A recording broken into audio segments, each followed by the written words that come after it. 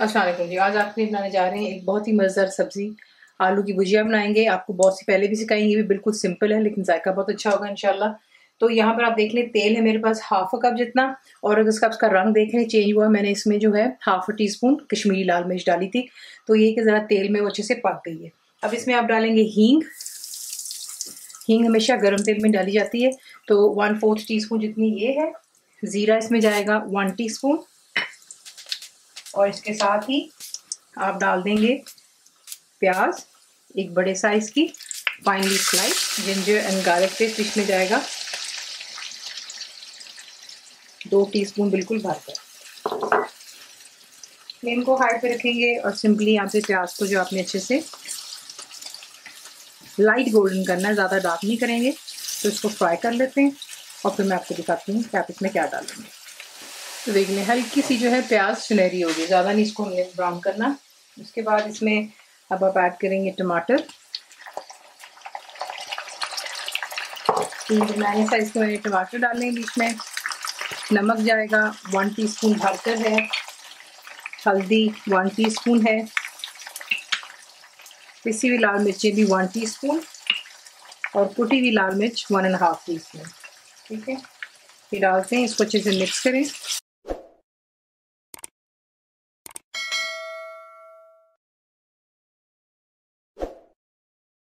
Mix करने के बाद यहीं पर अब आप ऐड करेंगे पानी।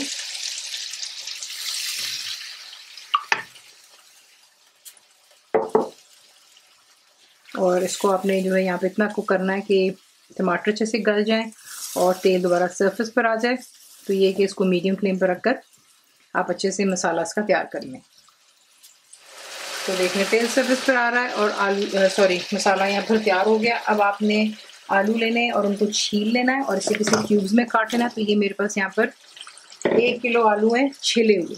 ठीक है,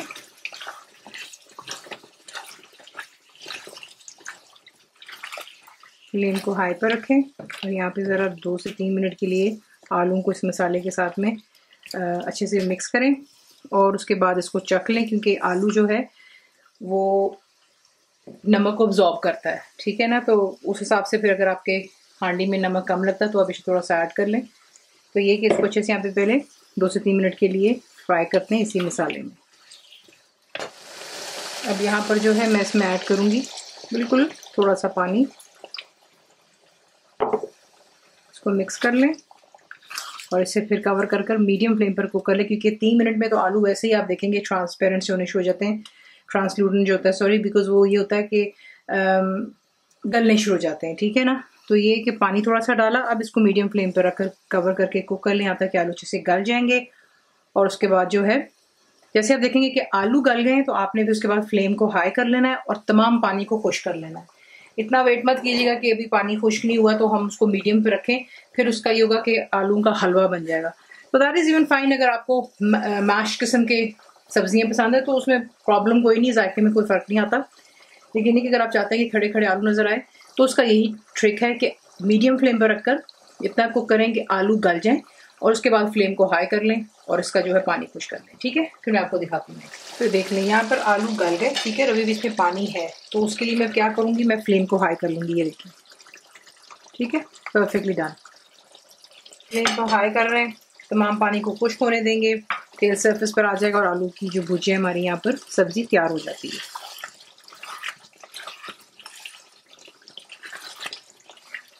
तो देख लें, पानी तमाम खुश्क हो गया, तेल सरफेस पर आ रहा है। और ये जो आलू की सब्ज़ी है ये खुश्क नहीं बनती है, ये मसालेदार बनती है। अगर आप देखें तो ये देखें, ठीक है ना। तो ये कि अगर आप रोटी भी खा रहे हैं तो आपको इसके साथ मज़ा आएगा।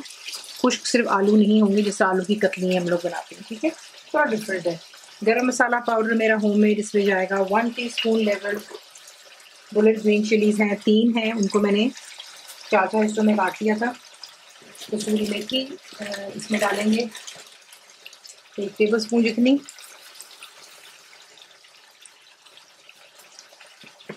कसूरी मेथी नहीं पसंद है या नहीं डालना चाहते हैं तो फिर आप जो है हरा धनिया भी इस्तेमाल कर सकते हैं। अच्छी तरह इसको हाई फ्लेम पर यहाँ पर 1-1.5 मिनट के लिए भूनते हैं और फिर से करते हैं डिश आउट।